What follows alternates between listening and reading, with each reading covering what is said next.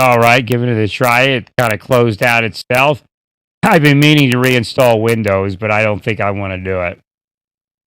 But we'll see. Because I don't feel like doing it, but I might have to. All the back doors or whatever else apps downloaded.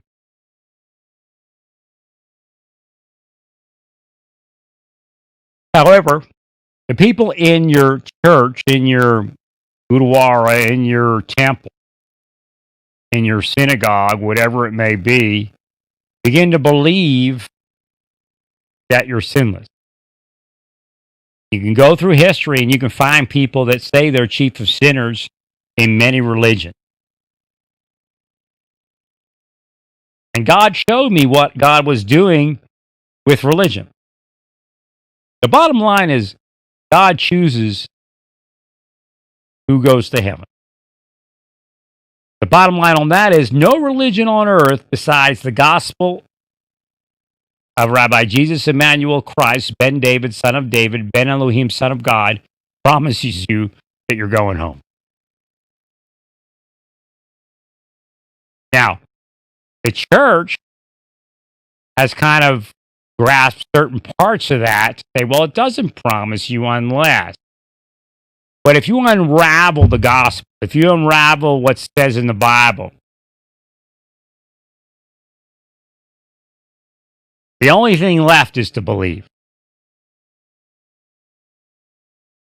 I even tell you when I get mad at you and go, oh, no, God's going to send you to hell. Well, I really don't know that. Only God does.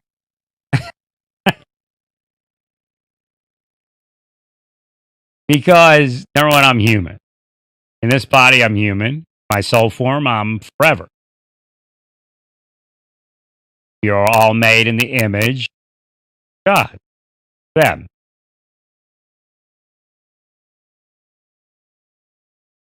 We'll make them in our image.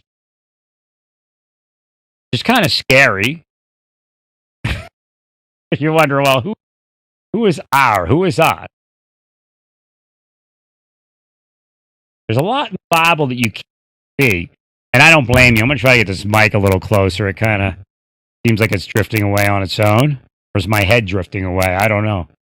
There are so many demons there. But what I want to tell you is that God loves people that love God with all their heart and all their soul because it makes God feel good, but yet love their neighbor as himself. Well, I say, well, God wishes that none should perish, and God, through his son, Rabbi Jesus Emmanuel Christ, Ben David, son of David, Ben Elohim, son of God, said the greatest commandment is those two commandments.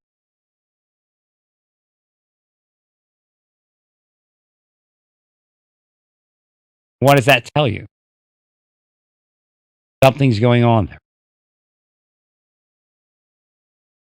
No matter what religion you go to in the world, you're going to find somebody who loves God with all their heart and all their soul and loves their neighbor as themselves, or even greater than themselves. I've seen plenty of that. And some of them call themselves the chief of sinners. See, you could win a lot of people in the world if you would tell them you were the chief of sinners and just deliver the gospel.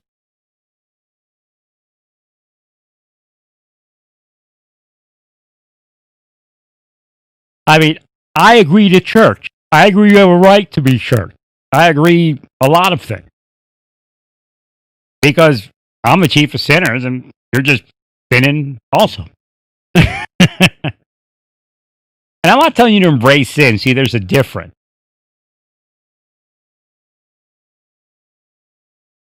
I'm just telling you that you're sinning.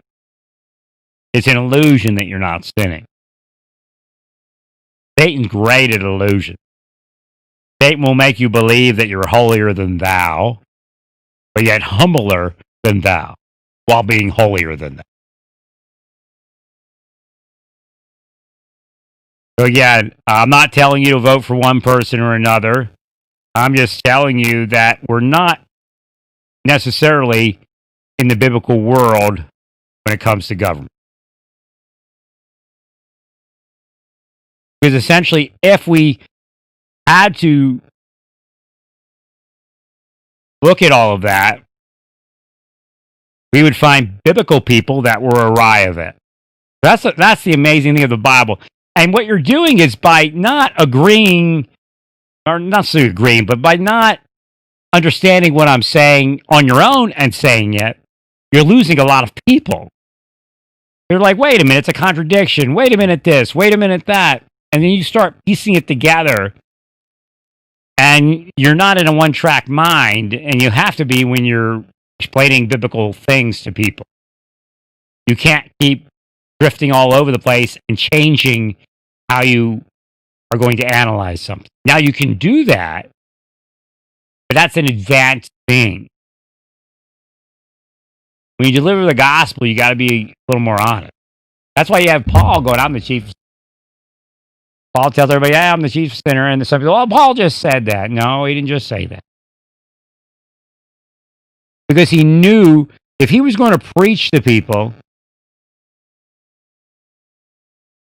and be honest and that's the only way to make this thing work.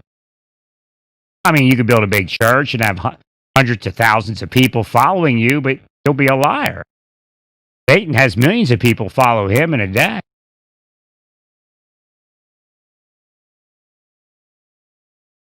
But Paul knew that he had to establish himself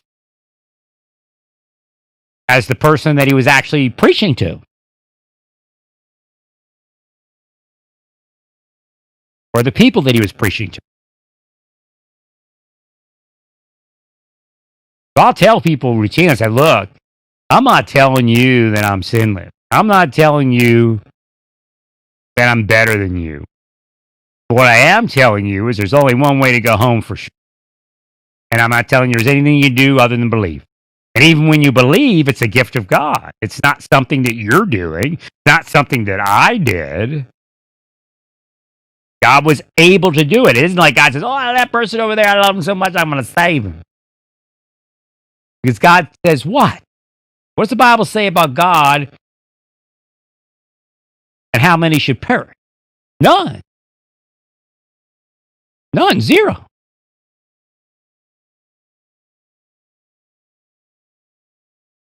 So we can't say that God's choosing one over another. Again, you see, if you go through the Bible and you start seeing the bigger picture, it starts chipping away at everything we ever were taught or believed. But for one thing, believe and you shall be saved. That is God's ace in the hole. That is God's masterpiece.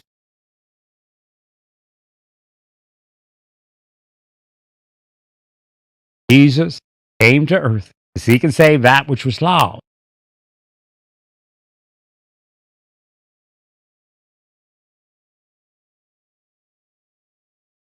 Why was here?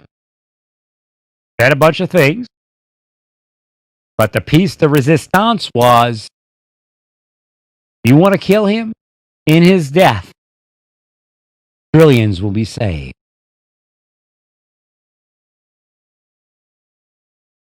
Or at least billions. Trillions, I imagine. Because all you have to do is believe. What happens if you go to the church standard, or at least the modern church, you'll believe there's a lot of things people have to do to be saved. And I'm not sure, but I think that Moore Church, why he kind of ventured out to non-denominational is because he didn't want to be that anymore. He didn't want to be that church that said, well, we have requirements in our club. See, that's what heaven becomes, a club, a clique.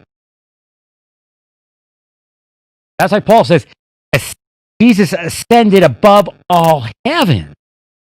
Why? Because Jesus wasn't going to heaven clique. A lot of people think they're going to heaven and one day they find out they're in hell. But it isn't the physical punishment hell, it's the spiritual punishment. Because once you awaken to what heaven should be, what home with God should be, what it is to ascend above all heaven,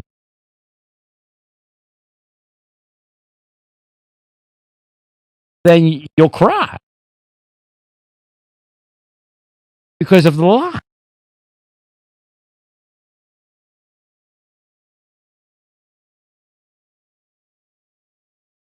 Remember who Jesus came to save.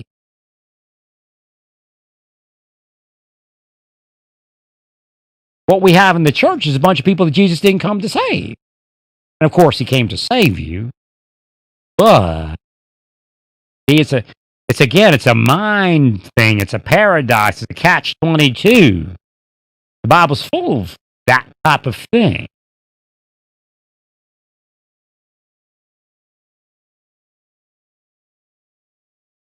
In believing you sin less, you're actually one of the biggest sinners on earth.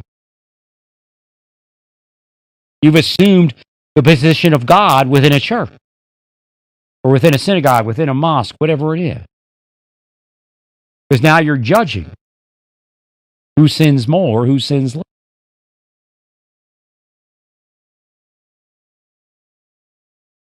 When God told Samuel, you can't see anything, believe me.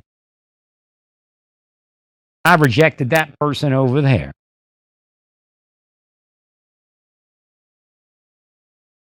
Such a short time in the Bible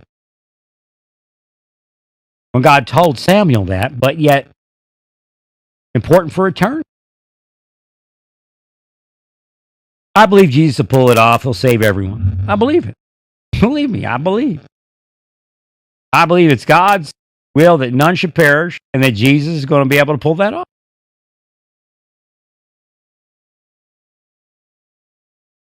Jesus said so much in his lifetime that we have recorded, and then so much more that we don't have recorded. He's such a powerful being. He just turned earth on its beyond the crucifixion. But I would say, believe and you shall be saved. There's no reason not to believe. Don't go through the Bible. Don't go through another holy book and say, wait a minute, but don't do it. It's not necessary. You can live that life if you so desire. But once you believe, all time stop. You're still going to live a human life until you depart. But you've won. Once you believe, then it's done. You're born again by the blood of the Lamb. The church puts so